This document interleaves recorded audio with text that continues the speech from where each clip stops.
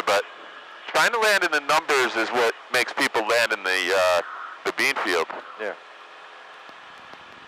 You want to be able to land on the numbers if you need to, but most of the time, 3,000 feet, 3,400 feet is way more room than you need, even with a tailwind. So landing in the first third is, I mean, you know, when we go to MJX, we're trying to touch down on the 1,000-foot marks. That's where the ILS will bring you down to. So the runway is actually designed to land somewhere around the 1,000-foot marks on a 5,900-foot runway.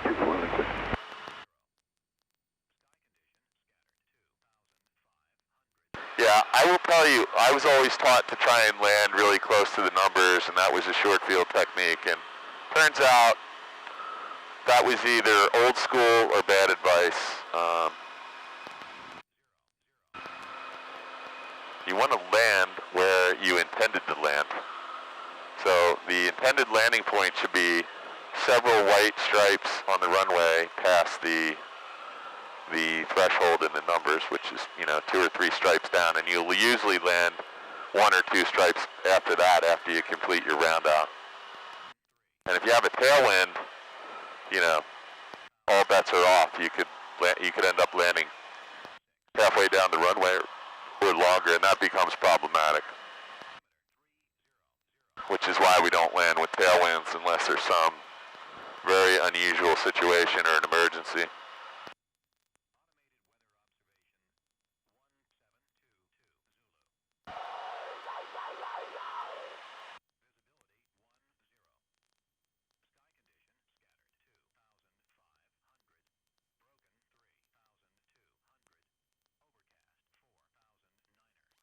Got it? Got it. Okay, so I'm just going to do a quick check. Fuel's on, flaps, mixture, lights, and alternator's good, fuel's good, oil pressure and oil temperature are good, suction gauge is on the low end of the green arc. And the final approach path looks clear. I don't see any traffic in South Jersey. Now 24 Lakewood. We'll be at full stop this time. Find to be traffic 62862 left base 19. Coming in perfect for South Jersey right now. Yep. Donegal Springs traffic. Skydive 1 is away 2 minutes over top of Donegal Springs 10,500. Okay, so let's try to land a little longer down the runway intentionally. So pick Archer's turning downwind 24 Lakewood. Pick the we will be at what's your descent rate? There you go. Let's try and land like, let's have an intention that we're going to land on the 3rd stripe past the numbers, 3rd white stripe in the center line. And to do that, you're going to want that stripe to be about in here in your windshield view-wise, maybe a little different. You and I are about the same height. So South Jersey Regional, you have a Cessna 4 miles to the east. Nothing the matter with what you just did, man. Look at that. And you're in crosswind for right downwind for runway 26. A lot of talking on that radio call. Okay, so our power's light right now. We're going right into the bean field. There you go. We're going to try and land on the 3rd stripe, which means we'll probably touch down on the 4th or 5th stripe. So now you've reestablished the glide path. You're just a little low. You're 20 feet low. Now you're, there you go. So start working the power back because we're up at 70 again. You got the whole runway. We'll taxi back if we have to. Just try and get it over the center line. I think that's where you're really overcorrecting. Let's just get a little bit over the center line here, and let's not do a touch and go here. Let's taxi back one because we were pretty far down here. Well, we got to go all the way to the end. I'm going to give you the plane. We'll let some air in. You can take a breather for a minute. So I think you and I'll do, because you're getting this thing right down to 100 feet, and then I think you're either... We were both wrong. It's... Oh my God, a Roadster of some sort, or an Austin British. Martin, or... Austin Healey, probably. Austin Healey, sorry. What did I say? Aston Martin. Austin Martin. I'm going to let you have the plane here, since you're the pilot and you're paying for this. So...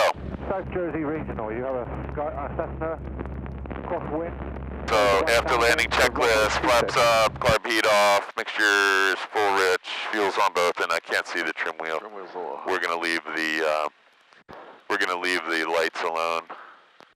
So I think you're getting this thing down to 100 feet, maybe 150 feet off the ground, and then your brain is getting you really, I don't know if you're having like a little anxiety about the landing. I know I gotta let go of the death grip that I'm having. You definitely have. I saw you look at your hand, and you're probably, my partner Gene used to have to wear leather gloves because he would sweat so bad he was ruining the mic switches. I heard, or I saw a video the other day, and the guy, CFI, actually said one of the best things he teaches people is put a pencil like this. Okay. And it'll hurt so bad when you try and death grip that you'll never do it again. That's a good one. So that's probably Don. I think I heard Don say something like that the other day. There's like 1,000 tips and tricks. I think what we're going to do is just... Regional, you have a Cessna downwind, right downwind for runway 26. I don't think what you're doing is going to be anything that we're not going to be able to fix in 5 minutes, but yeah, my partner Gene was doing his check ride once, and he used to get so nervous with these gloves and sweating, and he was getting ready to go on a check ride, and he walked over there behind the hangar and threw up, and I was like, dude, are you, what in the hell? He goes, I can't help it. I'm like so nervous, but I see now... people wear golf gloves. Yeah, he wore leather gloves because he literally rotted out the mic switch in our pilot's yoke. I was like, man, I'm nervous, but, you know, I'm not that nervous.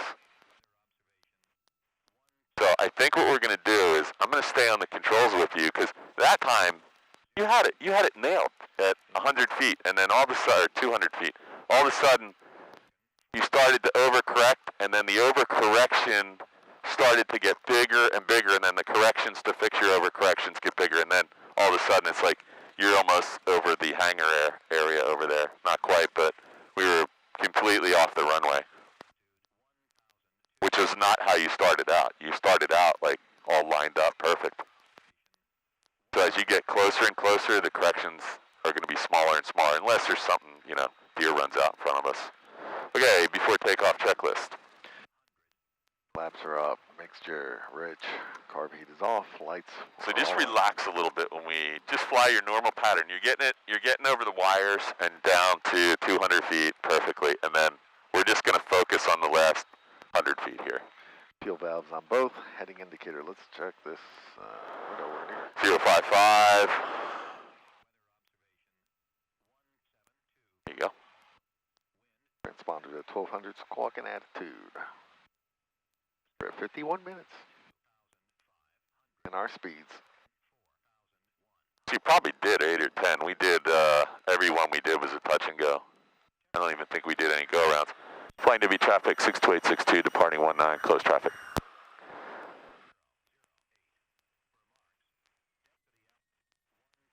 Wind, debrief the runway, departure. The wind is a little bit from your left to your right, about 30 degrees it looks like, and it's a light wind.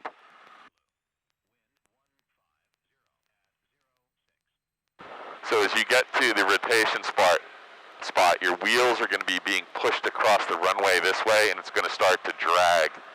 And that's when you want to make sure you have a brisk rotate. There it is right there.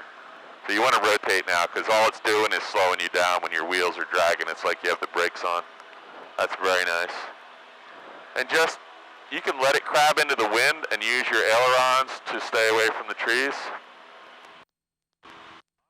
The more you try to take the crab out with the rudder, the more drag we create and the less efficiently we're going to climb.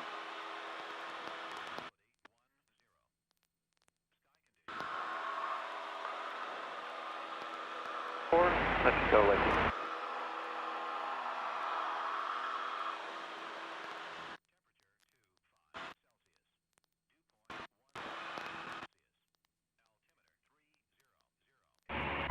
Solberg traffic, White Skyhawk, 3 Hotel Bravo, 6 miles to the west. We're going to be over flying the field at 2,000 feet. We're going to teardrop entry to a left downwind, runway 22, Solberg. South Jersey Regional, the Cessna is clear of the active runway 26.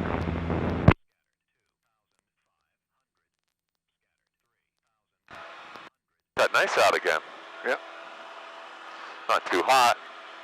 The ceiling is just high enough for you to be doing what we're doing today, and it's probably keeping most other people from coming to the airport, so it's like a win-win.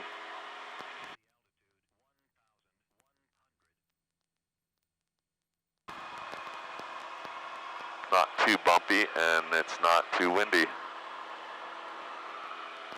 I do believe it could start raining any second though, so.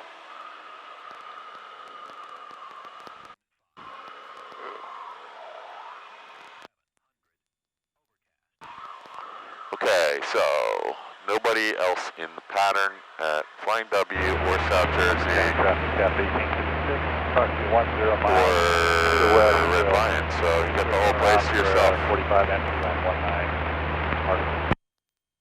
So we're at 1,100 feet, so you're probably going to have to fly a little bit further out, or I got carbine and flaps up.